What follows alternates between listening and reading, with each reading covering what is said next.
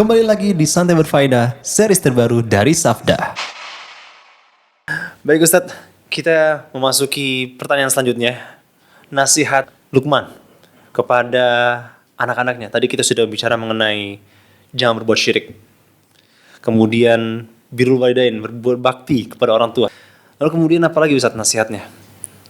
Yang selanjutnya ayatnya berbunyi, ya bunayya, innaha intaku mithqala habbatin min khardalin fatakun fi sakhratin aw fis samawati aw fil ardi ya'ti biha Allah. Kata Luqman kepada anaknya bahwasanya, wahai Ananda, sesungguhnya intaku mithqala habbatin min khardalin, apapun itu yang engkau lakukan, meskipun hanya sebesar semut, yang mana semut ini ada di batu yang nggak bisa dilihat sama mata, atau di perutnya bumi, atau di langit. Dari saking kita nggak bisa lihat, sekecil itu, ya tibi Allah, besok kelak akan Allah datangkan di hari kiamat. Jadi katanya para ahli tafsir, Luqman mengatakan hal ini kepada anaknya karena anna ibna Luqman qala li abihi, anaknya itu bilang sama abahnya, bilang sama Luqman, wahai Ananda, ya abati, ara'aita in asaitullah wala ahad yarani. Gimana wahai ayahanda kalau ana bermaksiat kepada Allah dan nggak ada yang lihat, sembunyi-sembunyi, gimana tuh? Dijawab sama Luqman seperti ini, apapun yang kau lakukan, mau sendiri, mau rame-rame, mau engkau sembunyikan, mau berlapis-lapis tembok engkau sembunyi, ya tibi Allah, Allah datangin besok hari kiamat, ente dulu buat begini. Ini nasihat buat anak, buat kita semua. Apapun yang kita lakukan, besok ada hitungannya di hari kiamat. Jangan terus kita mau berlepas diri. Nggak bisa. Lalu yang selanjutnya, dijelaskan juga di ayat yang lain, bahwasanya, atau di hadis Rasulullah SAW, ada namanya iman, ada yang namanya ihsan. Ya. Ada Islam, ada iman, ada ihsan. Ihsan itu yang paling atas. Anta'budallah ka'annaka tarah. Kalian menyembah Allah SWT seakan-akan kalian melihat Allah. Fa'in lam takun tarah fa'innahu yarah. Kalau kalian tidak melihat Allah, ketahuilah Allah pasti lihat kalian. Ini katanya Rasulullah SAW. Di hadis yang terkenal, hadis Jibril, saat itu Jibril datang kepada Rasulullah SAW dan para sahabat dengan bawa wajah orang lain, dengan pakai badannya makhluk, pakai badannya manusia. Ma'ruf hadisnya, hadis Jibril di hadis Arba'in An-Nawawiyah. Apa itu ihsan? Ini sudah derajat yang paling atas. Kita menyembah Allah seakan kita melihat Allah SWT.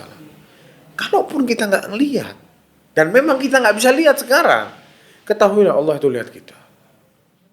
Ini yang sama Luqman sekarang diajarin ke anaknya. Dan ingat, Allah SWT juga berfirman dalam surat Al-An'am ayat 59, wa indahu mafatihul ghaibi la ya'lamuha illahu. Dan Allah itu tahu semua hal-hal gaib yang mana kita semua nggak ada yang tahu kecuali Allah Subhanahu wa taala. Wa ya'lamu ma fil barri wal bahr. Allah tahu apa yang ada di dalam laut dan apa yang ada di daratan, semua Allah tahu.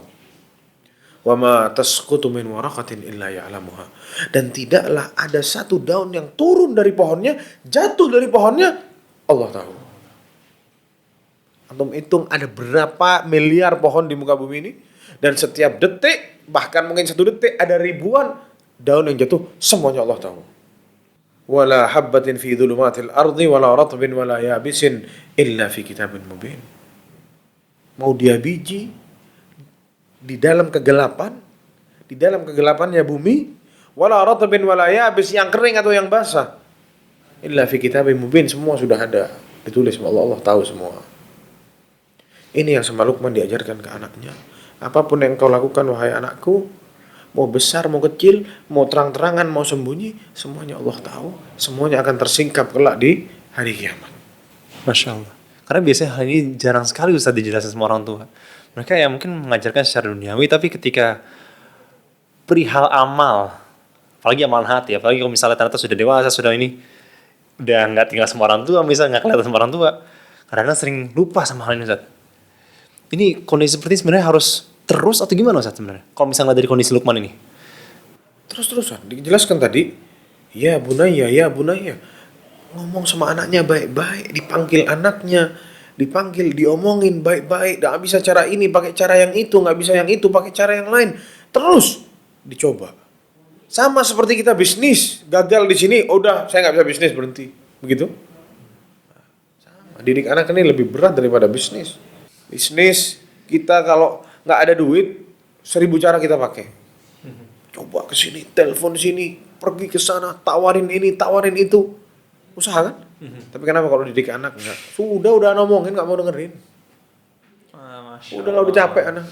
Udah lepas diri anak. Anak yang penting sudah sampaikan, anak nggak mau dengerin ya terserah. Ya sih. Masya Allah. Semoga nih Gimana? Luqman ini bisa menjadi teladan buat kita semua Ustaz. Kita tidak hanya sekedar baca, tapi juga bisa memahami dan menghayatinya Ustaz. Masya Allah. Semoga Allah berikan taufik dan hidayah pada kita semua Ustaz. Masya Allah. Sahabat Sabda, saksikan terus ya serial podcast episode ini. Akan ada giveaway menarik buat yang bisa menjawab pertanyaan yang kami berikan di akhir segmen ini. Caranya adalah subscribe dan follow akun di bawah ini. Dan untuk menjawab pertanyaannya, simak hingga segmen terakhir. Barakallahu fikum.